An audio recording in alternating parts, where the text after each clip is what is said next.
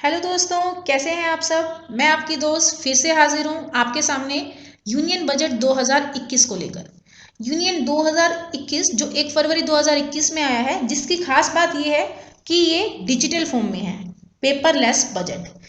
कोविड-19 2020 में इतने क्राइसिस आए हैं जिसकी वजह से इस बजट का बेसब्री से इंतजार किया जा रहा था कि इस बजट के अंदर एटीसी की डिडक्शंस को इंक्रीज किया जाएगा या फिर टैक्स लिमिट को 2.5 लाख से बढ़ा दिया जाएगा, या और भी बहुत सारी उम्मीदें थी लोगों को।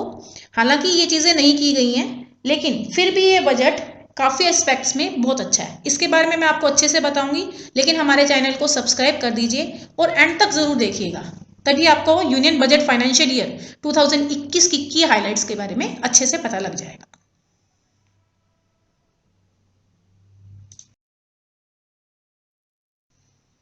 चलिए शुरू करते हैं यूनियन बजट 2021। इस यूनियन बजट को 6 पिलर्स के अंदर डिवाइड किया गया है। Health and wellbeing, physical and financial capital and infrastructure, inclusive development for aspirational India, reinvigorating human capital, innovation and research and development, minimum government and maximum governance। ये 6 pillars जो हैं union budget के main की highlights हैं, जिसके अंदर health से related, financial capital, infrastructure या कोई ह्यूमन कैपिटल को इंक्रीज करना, R&D बढ़ाना, इन सब के बारे में बताया गया है, जिसको मैं डिटेल में आपको एक एक करके बताऊंगी।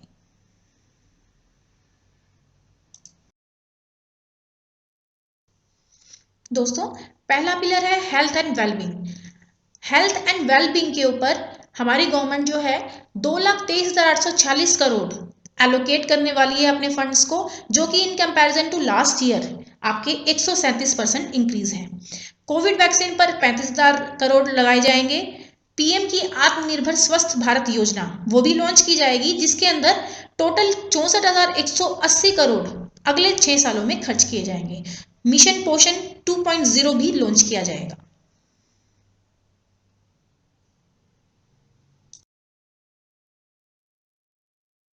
दोस्तों, इसके अलावा व्हीकल स्क्रैपिंग पॉलिसी भी इसमें इंट्रोड्यूस की गई है for old vehicles.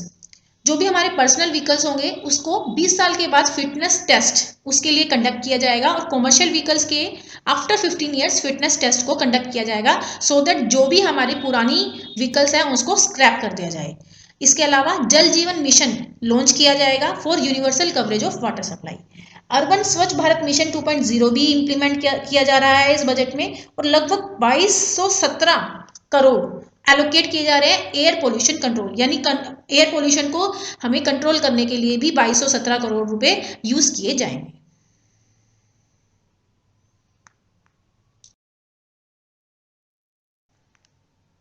Second important pillar है physical and financial capital and infrastructure. आत्मनिर्भर भारत बनाने के लिए, क्योंकि कोविड-19 के अंदर इतने सारे क्राइसिस आए हैं कि देश को अब आत्मनिर्भर बनाने की बहुत ज़रूरत है, ताकि ज़्यादा से ज़्यादा लोग जो है वो देश में ही काम करें, बाहर ना जाकर, और अपनी ही इकोनॉमी को बढ़ाएं। तो आत्मनिर्भर भारत बनाने के लिए 1.97 लाख करोड़ रुपए एलोकेट किए गए हैं। 7 टेक्सटाइल पार्क्स इस्टेब्लिश किए जाएंगे ओवर 3 ईयर्स। इस बजट में ये कहा गया है। कैपिटल बजट को इंक्रीज कर दिया गया है 5.54 लाख करोड़ में, जो कि पहले 4.12 करोड़ था। 1,18,101 करोड़ एलोकेट किए जाएंगे रोड ट्रांसपोर्ट एंड हाईवेज के लिए, एंड रेलवेज के लिए 1,10,055 करोड़ को यूज किया जाने वाला है। Metro light and metro new technologies भी डिप्लॉय की जाएंगी, ताकि मेट्रो रेल सिस्टम्स में भी हम अच्छे से अच्छा काम कर सकें।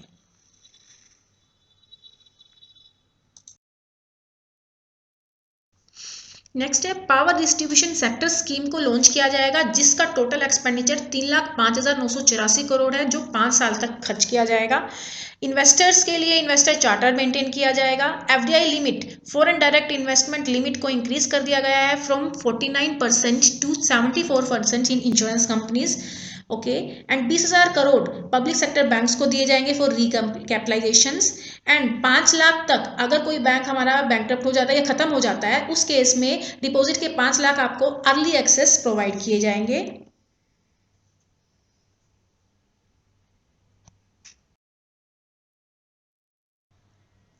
इसके अलावा जो मोस्ट इंपॉर्टेंट है वो है डिसइन्वेस्टमेंट। इस बजट के अंदर डिसइन्वेस्टमेंट की तरफ बहुत ध्यान दिया गया है। मीन्स जो ऐसी कंपनीज है like BPCL, Air India, shipping corporation of India, इन सब में जो गवर्नमेंट के स्टेक्स हैं उसको डिसइन्वेस्ट किया जाएगा और उससे लगभग 1,75,000 करोड़ का पैसा जनरेट किया जाएगा for expenditure. 2 public sector banks और 1 नेशनल जनरल इंश्योरेंस कंपनी को ईयर 2021-22 के अंदर प्राइवेटाइजेशन किया जाएगा। उसका most awaited IPO initial public offer LIC का फाइनेंशियल ईयर 2021-22 में आने वाला है।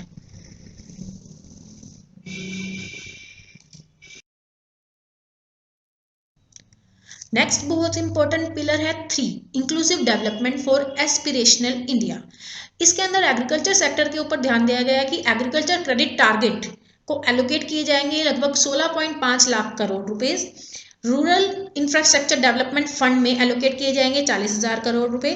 मिनिमम वेजेस अप्लाई हर कैटेगरी ऑफ वर्कर्स के ऊपर हो जाएगा। Stand up India for schedule caste, schedule tribes and womens, margin money जो कि पहले 15% होती थी, जो कि 25% होती थी, उसको रिड्यूस कर दिया जाएगा 15% तक और 15,700 करोड़ रुपए एलोकेट किए जाएंगे MSME सेक्टर में।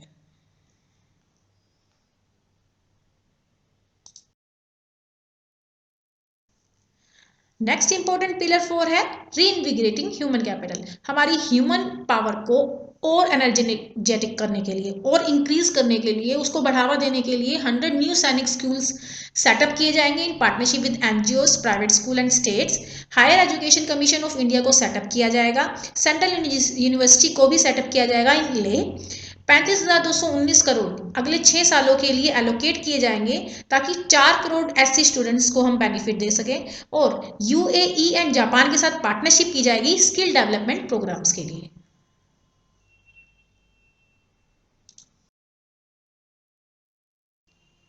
नेक्स्ट है पिलर 5, इनोवेशंस एंड R&D। हमारे देश में R&D, रिसर्च एंड डेवलपमेंट को बढ़ाने के लिए, इनोवेशंस को बढ़ाने के लिए भी बहुत ज़्यादा बजट में ध्यान दिया गया है। क्योंकि अगर रिसर्च एंड डेवलपमेंट बढ़ेगा तो लोगों को जॉब यही मिलेगी, उनकी इनकम बढ़ेगी, टैक्स बढ़ेगा। उस चीज़ को बढ़ाने के लिए 50,000 करोड़ अगले 5 सालों के लिए national research foundation for research and innovations allocate किए जाएंगे। 1,500 करोड़ डिजिटल ट्रांजैक्शंस के लिए एलोकेट किए जाएंगे ताकि ज़्यादा से ज़्यादा लोग डिजिटल ट्रांजैक्शंस की ओर मूव कर लें।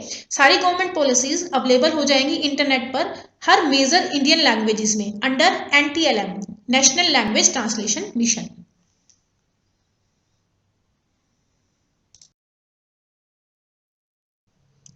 दोस्तों लास्ट और बहुत इंपॉर्टेंट पिलर है minimum government and maximum governance. इसका मतलब है कि गवर्नमेंट की इंटरफेरेंस कम से कम हो लेकिन मैक्सिमम रूल्स एंड रेगुलेशंस के साथ सारा काम हो। ट्रिब्यूनल्स की फंक्शनिंग को रैशनलाइज किया जाएगा and 56 allied health care professions को भी इंश्योर किया जाएगा एफिशिएंट रेगुलेशंस। 3,768 करोड़ सबसे पहली बार लगाए जाएंगे हिस्ट्री में फॉर डिजिटल सेंसस।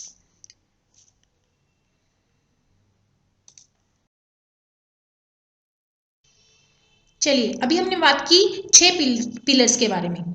ओके, अब हम बात करते हैं हमारी फिजिकल पोजीशन। आप सब जानते हैं कोविड-19 की वजह से हमारे फिजिकल डेफिसिट्स बहुत बढ़ गए हैं।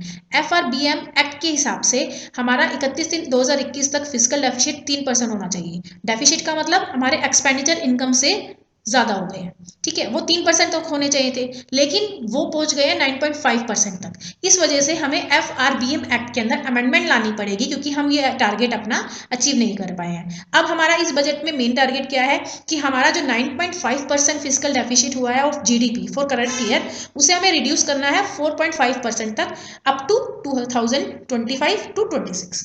कॉन्टीजेंसी फंड्स ऑफ इंडिया को इंक्रीज किया जाएगा 500 करोड़ से 30,000 करोड़ तक। 1,18,452 crore revenue deficit grant 17 states को 2021-22 में दिए जाएंगे एज अगेंस्ट 74,340 करोड़ जो 14 स्टेट्स को हमने पिछले साल दिए थे।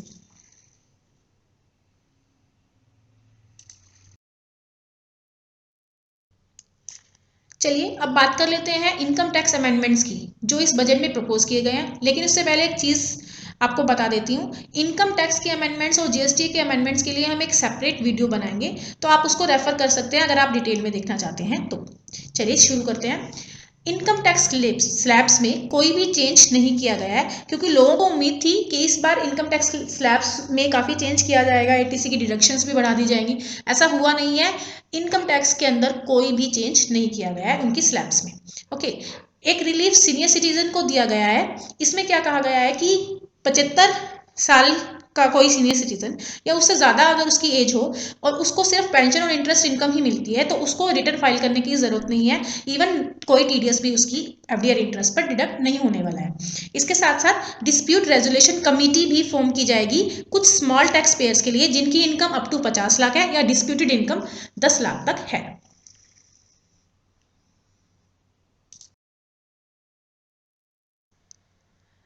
नेक्स्ट बहुत इंपॉर्टेंट है फेसलेस आईटीएटी। प्रोसीडिंग्स जो ट्रिब्यूनल्स में होने वाली हैं, जो कंडक्ट होंगी, वो फेसलेस की जाएंगी, जैसे कि असेसमेंट और सीएटी अपील्स में किया जाता है।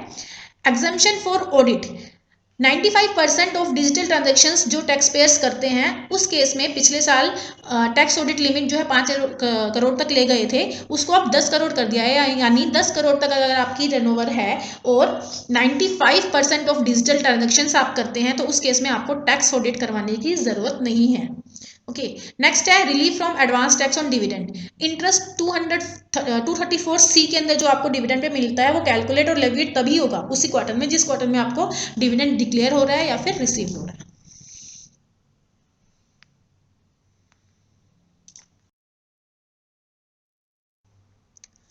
इसके अलावा एडिशनल डिडक्शन इंटरेस्ट की 1.5 लाख की जो आपको 31/3/21 तक मिलने वाली थी हाउसिंग लोन पर, वो आपकी 1 साल के लिए बढ़ा दी गई है। यानी फाइनेंशियल ईयर 21-22 तक आप 1.5 लाख की एडिशनल छूट इंटरेस्ट पर ले पाएंगे ऑन हाउसिंग लोन, जो कि पहले 2 लाख थी, फिर 1.5 लाख और बढ़ी, यानी 3.5 लाख की आप इंटरेस्ट की रिडक्शन ले पाएंगे up to 31/3/22।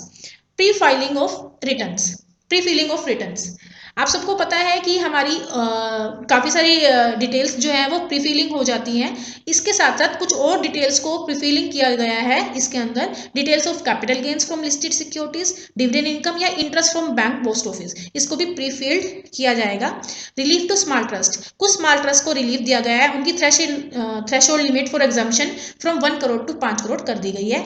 Labour welfare, late deposit of employees contribution by employer will not be allowed as deduction to the employer. Means कोई भी एम्प्लॉयज कंट्रीब्यूशन अगर कोई एम्प्लॉयर लेट डिपॉजिट करता है, तो पहले उसकी डिडक्शन आपको अलाउड होती थी, अब उसकी डिडक्शन आपको अलाउड नहीं की जाएगी।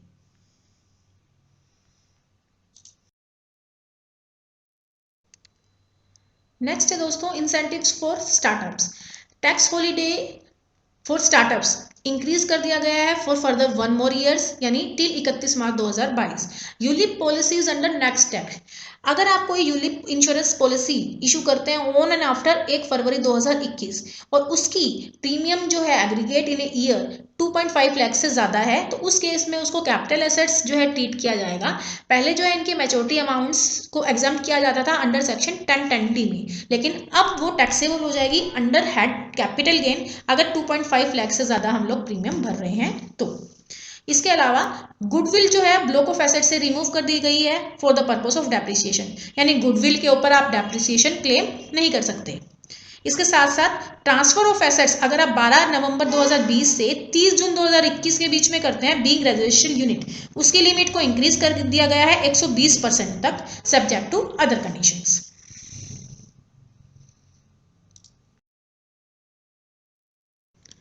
इसके साथ साथ सेक्शन 44ADA जो प्रोफेशनल्स के लिए था, उसको रिस्ट्रिक्ट कर दिया गया है individual, HUF and partnership firms के लिए। एलएलपी जो है 44ADA ऑप्ट नहीं कर सकता। एनआरआई को रिलीफ दिया गया है, कोई भी इनकम अगर रिटायरमेंट बेनिफिट्स उसको इंडिया में मिलते हैं, उस अकाउंट्स के लिए जो मेंटेन उसने अदर कंट्री में की हो, तो वो उसके लिए टैक्सेबल नहीं होगा, वो रिलीफ दिया गया है। बिलेटेड रिटर्न और रिवाइज रिटर्न अब हम 31 December of relevant assessment year भर सकते हैं, पहले ये 31 मार्च कर दिया गया था। Time limit for processing of return 143(1) में हमारी रिटर्न्स को प्रोसेस करने की टाइम लिमिट को रिड्यूस कर दिया है 3 महीने से, और जो नोटिस है अंडर सेक्शन 143(2) उसके टाइम लिमिट को भी 3 मंथ से रिड्यूस किया गया है।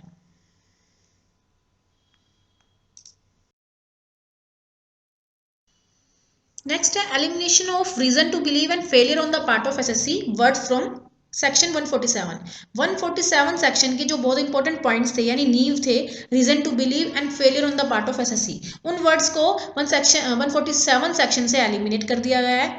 148 का सेक्शन का जो नोटिस है वो इशू किया जाएगा on the basis of risk management strategy जो बोर्ड ने फॉर्मुलेट की होगी, और सिर्फ उन इंफॉर्मेशन के बेसिस पर जिसमें ये सजेस्ट किया जा सकता हो कि income chargeable to tax has escape assessment. Okay, इसके अलावा टाइम लिमिट जो है रीअसेसमेंट अंडर सेक्शन 147 जो पहले 6 साल थी उसको रिड्यूस कर दिया गया 3 सालों के लिए। अगर हमारी एस्केप इनकम जो है वो 50 लाख से ज़्यादा होती है तो उस केस में वो 10 साल हो जाएगी। सेक्शन 148 भी 148A इंट्रोड्यूस किया गया है टू कंडक्ट इंक्वायरी। 148 सेक्शन के अंदर नोटिस इशू करने से पहले हमें 148 में इंक्वायरी कंडक्ट करनी पड़ेगी। सेक्शन 153A एंड 153C को मर्ज किया गया है सेक्शन 147 एंड 148 में। 153A एंड C जो है सर्टेन सीजर्स के सेक्शंस थे उनको मर्ज कर दिया है सेक्शन 147 एंड 148 में।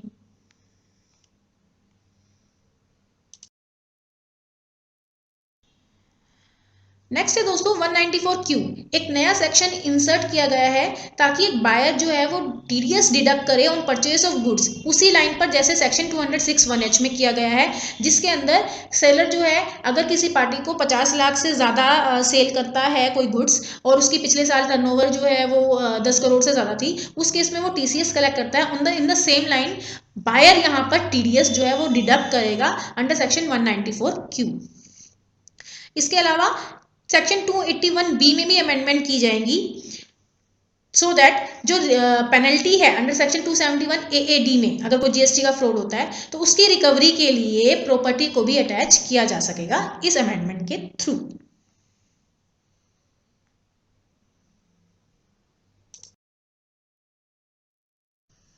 दोस्तों अभी हमने बात की इनकम टैक्स की अमेंडमेंट्स के बारे में, अब हम बात करते हैं प्रपोज जीएसटी अमेंडमेंट्स। जीएसटी में कौन से अमेंडमेंट्स को प्रपोज किया गया है हमारे बजट में। Activities supplies made by club associations to its member are now taxable. कोई भी सप्लाईज कोई क्लब एसोसिएशन अपने मेंबर्स को करता है जो कि पहले नॉन टैक्सेबल था, उस पर जीएसटी नहीं अप्लाई किया गया था, उसको अब एप्लीकेबल कर दिया गया है यानी उसके ऊपर भी जीएसटी लगेगा।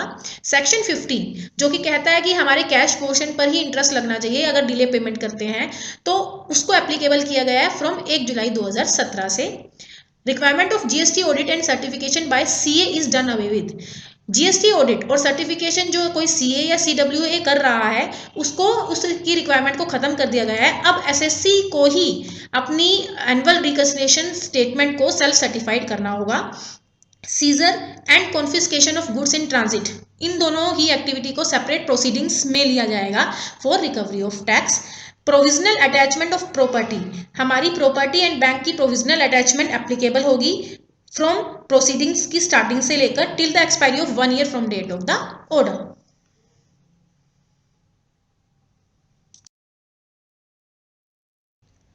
नेक्स्ट बहुत इंपॉर्टेंट अमेंडमेंट लाई गई है कि अगर कोई ऑर्डर पास होता है in seizure of goods in transit तो उसके अगेंस्ट अगर आपको कोई अपील फाइल करनी है तो पेनल्टी का 25% आपको पहले से ही जमा करवाना होगा।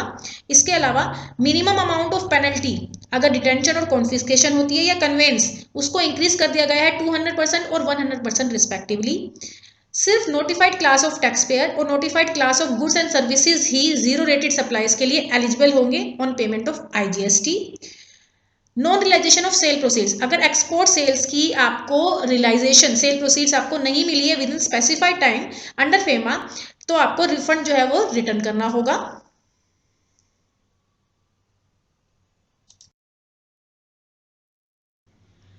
लास्ट पर note the list corporate law amendments जो बजट में प्रपोज किए गए हैं। सबसे पहला है स्मॉल कंपनीज की थ्रेशोल्ड लिमिट।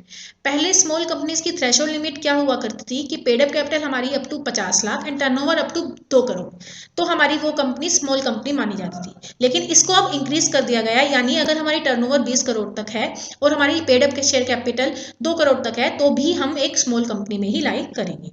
इसके अलावा नॉन रेजिडेंट को भी अलाउड कर दिया गया है कि वो 1% कंपनी सेटअप कर सकता है एंड उसकी क्राइटेरिया फॉर रेजिडेंसी उसको रिड्यूस कर दिया गया 120 डेज के लिए जो पहले 182 डेज हुआ करती थी for setting up of 1% company. इसके साथ साथ कोई भी ऑफेंस या कोई भी कंप्लाइंस अगर हम LLP एक्ट में नहीं करते हैं तो उस केस में उसको पहले क्रिमिनल एक्टिविटी माना जाता था और उसके अंदर ही उसको सेट ऑफ किया जाता था, लेकिन अब उसको डीक्रिमिनलाइज कर दिया गया है।